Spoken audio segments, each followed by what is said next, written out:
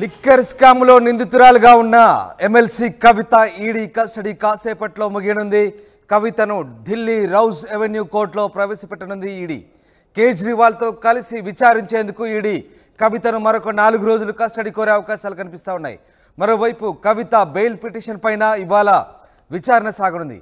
కవితకు బెయిలా కస్టడీనా అన్న అంశంపై ఉత్కంఠ నెలకొంది. లిక్కర్ స్కామ్ కేసులో కవిత కేజ్రీవాల్ ప్రధాన సూత్రధారులంటోంది ఈడీ. 100 కోట్ల రూపాయలు చేతులు మారాయని ఆరోపిస్తోంది.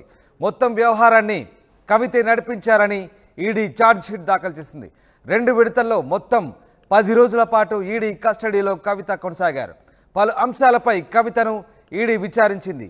ఈ కేసులో హైదరాబాద్లోని కవిత బంధువుల ఇళ్లలోనూ ఈడీ సోదాలు చేస్తోంది.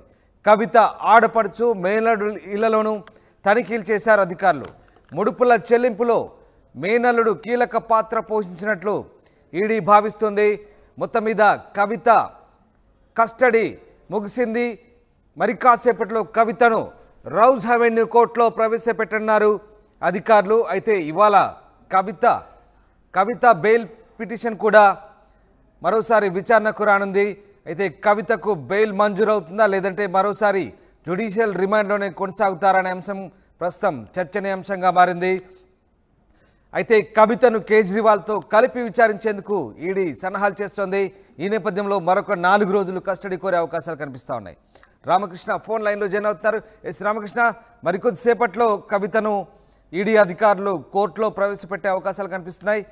ఇవాళతో ఆమె కస్టడీ ముగియబోతుంది. తర్వాత ఏం జరగబోతుంది? కవితను మరొకసారి కస్టోడియల్ ఇంటరాగేషన్ కోరబోతుందా ఈడీ, లేదంటే కవితకు ఇవాళ బెయిల్ దొరికే అవకాశం ఉందా? ఇక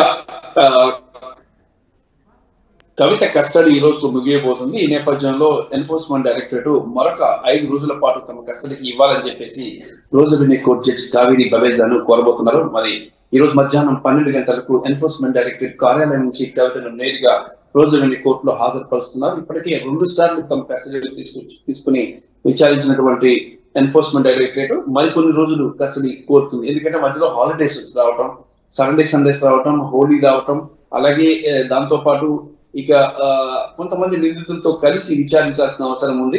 ఆ నేపథ్యంలోనే ఆ నిందితుల్ని తీహార్ జైలు నుంచి ఎన్ఫోర్స్మెంట్ డైరెక్టరేట్ కార్యాలయం తీసుకురావాలి. దానికి కోర్టు పర్మిషన్స్ ఇవన్నీ చాలా ఉన్నాయి. మరి ఈ నేపథ్యంలో వాళ్ళని తీసుకురావడానికి టైం పడుతుంది కాబట్టి కవితను మరికొద్ది రోజుల పాటు తమ కస్టడీలోకి ఇవ్వాలని చెప్పేసి ఎన్ఫోర్స్మెంట్ డైరెక్టరేట్ కోరుతుంది.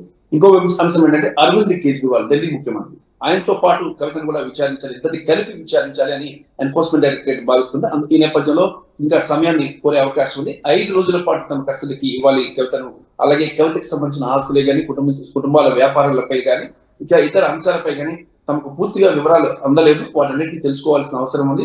ఇంకా కవిత పాత్ర ఇంకా ఏ అంశాల్లో ఉంది, అలాగే ఢిల్లీ లిక్కర్ స్కామ్ లో కీలక ప్రధాన సూత్రధారి అరవింద్ కేజ్రీవాల్ కవిత ఎలా మాట్లాడారు, ఏం ఒప్పందం కుదుర్చుకున్నారు, అలాగే డబ్బు కేవలం 100 కోట్లే మారిందా, ఇంకా ఎక్కువ మారిందా, ఎక్కువ మనీ లాండరింగ్ జరిగిందా అనే అంశాలపై ఒక క్లారిటీని తీసుకునేందుకు ఈడీ ప్రయత్నం చేస్తుంది. ఆ ప్రయత్నంలో భాగంగా వాళ్ళకి మరికొంత సమయం అయితే కావాలి.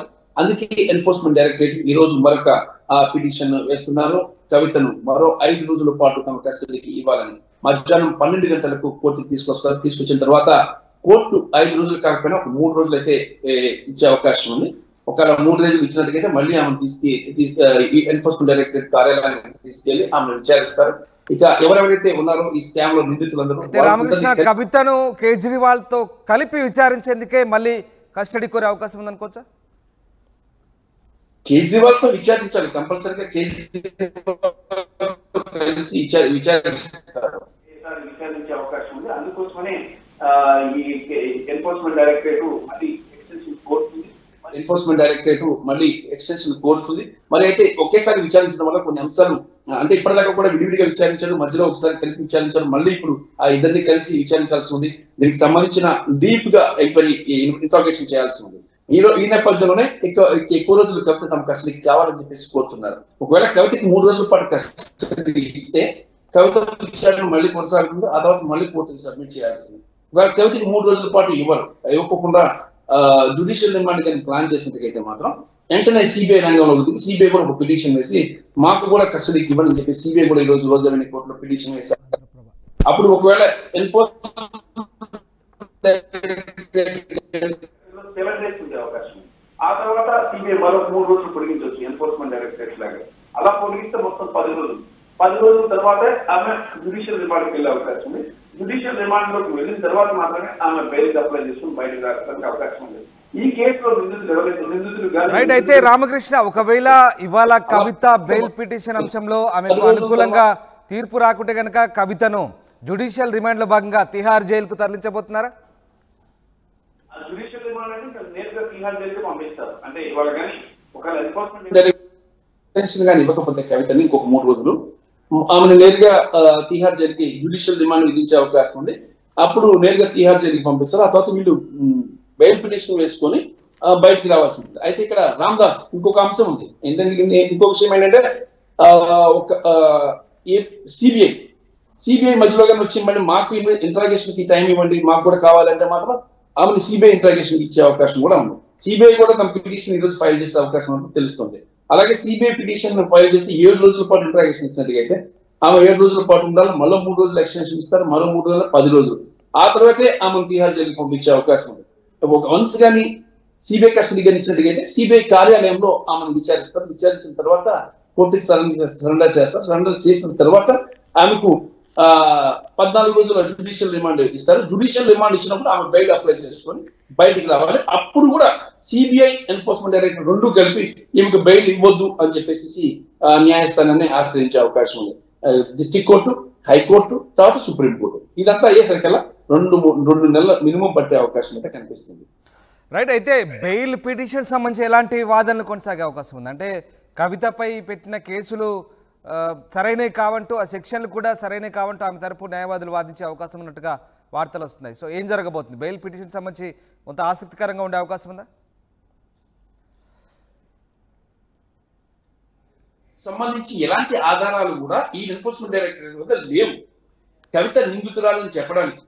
కేవలం వాళ్ళు ఇచ్చిన వాంగ్మూలం, వీళ్ళు ఇచ్చిన వాంగ్మూలం, ఈ కేసులో సంబంధం ఉన్న నిందితులు ఇచ్చిన వాంగ్మూలం బేస్ చేసుకుని కవితను అరెస్ట్ చేశారు. అంతే తప్ప అరెస్ట్ చేసి